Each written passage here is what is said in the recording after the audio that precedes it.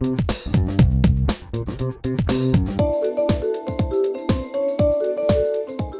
rendez-vous Forum Santé, bonjour Alain. Bonjour Maria. Bonjour, bien bonjour à vous toutes et tous, merci Bonjour. de votre fidélité.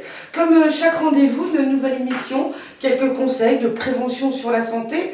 Et aujourd'hui, alors tu m'as apporté encore un livre. On va pas parler du livre. Non. Non, voilà. Si on va dire que c'est un bouquin d'un homme que j'ai adoré, qui a été un grand médecin, un grand communicant, qui était donc David Servan-Schreiber. Et donc aujourd'hui, nous allons parler de l'alimentation anti-cancer. Au-delà des quantités de calories, l'idée de David Servan-Schreiber, l'idée qu'on a en nutrition, et ça fait combien de fois qu'on en parle, mais là on va encore du plus, c'est la qualité de notre alimentation peut influer sur notre santé.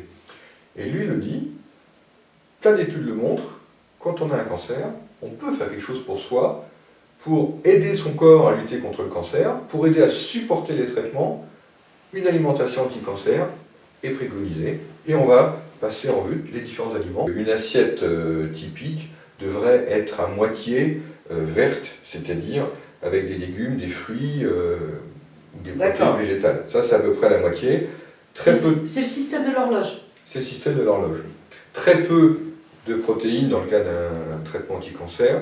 Donc, on va dire 2 à 3 fois par semaine une protéine, c'est-à-dire viande, poisson ou œuf. Donc, c'est vraiment pas beaucoup, mais il en faut. Et puis des céréales complètes, pain complet, riz complet, pâtes semi-complètes, et puis des huiles. Alors, pas n'importe quelle huile, ça c'est la base de l'assiette recommandée.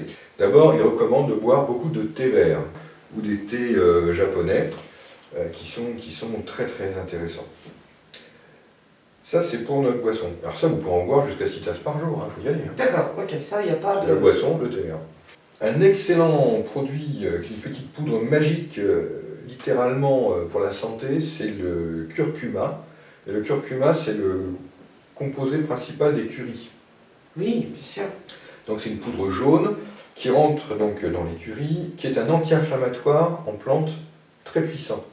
Donc ça diminue ça aide à diminuer le fond d'inflammation de l'organisme, qui est un des points de départ des cancers. Dans le curry que vous allez acheter, je dirais dans le magasin, s'il n'est pas de bonne qualité, ça va pas y avoir assez de curcuma. Donc il est idéal de partir de curcuma entier et de le compléter.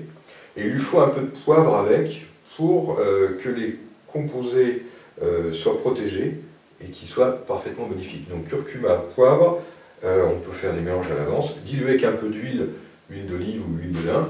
Et vous avez une pâte pour donner du goût sur les aliments, qui est jolie comme tout, ça fait une sorte de jaune, et qui en même temps sera très intéressant pour votre corps.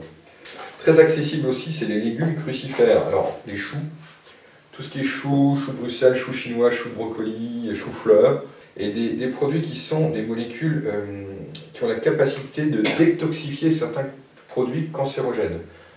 C'est-à-dire qu'en fait, ils vont servir de muraille de protection dans votre corps contre des produits qui sont eux-mêmes prêts à vous aider à avoir un cancer ou à entretenir celui que vous avez. D'accord. Mais particularité, attention, il faut éviter de les faire bouillir. C'est-à-dire que si vous mettez votre chou dans la casserole et que vous faites bouillir, vous ressortez un chou qui est très bien parce qu'il y a des fibres. Mais voilà, les produits qui sont les sulforanes, je vous en ai parlé, c'est des sortes de sucre en fait, et donc ça part dans l'eau si on les fait bouillir. Donc le chou bouilli, non. Donc il faut les... comment ? Eh ben, il faut les faire à la vapeur. Ah pardon. Oui. À la vapeur, au wok, avec un peu d'huile d'olive. Ça peut aussi se faire dans certains cas avec du micro-ondes, ça marche très bien. Donc si vous aimez maîtriser. Donc voilà, ça c'est des trucs, le chou. Alors évidemment avec tout ça, on allait oublier ce qui va avec les choux, c'est ce qui accompagne. Ce qui accompagne, c'est tous les produits du jardin que sont l'ail, l'oignon, les poireaux, échalotes, ciboulettes. Donc tout ça, il faut en mettre dans l'alimentation. Les carottes, les patates douces, les courges, les citrouilles, les potimarrons, les tomates.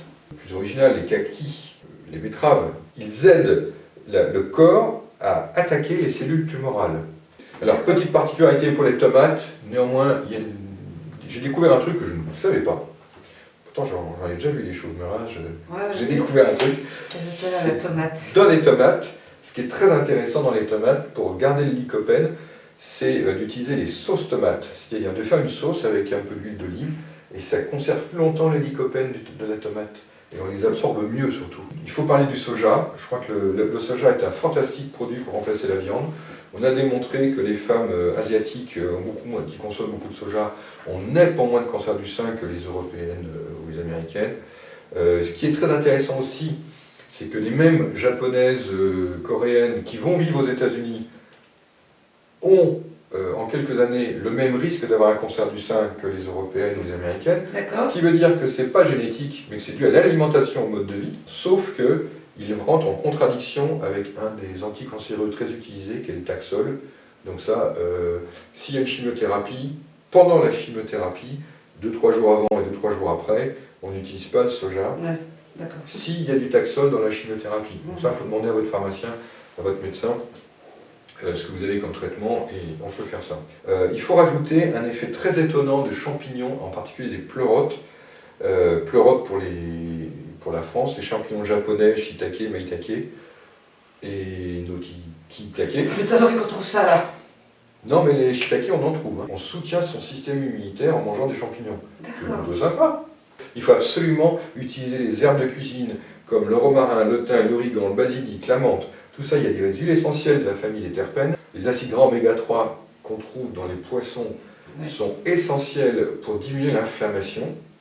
Par contre, tout ce qui contient des oméga 6 provoque l'inflammation et donc entretiennent les mécanismes cancéreux.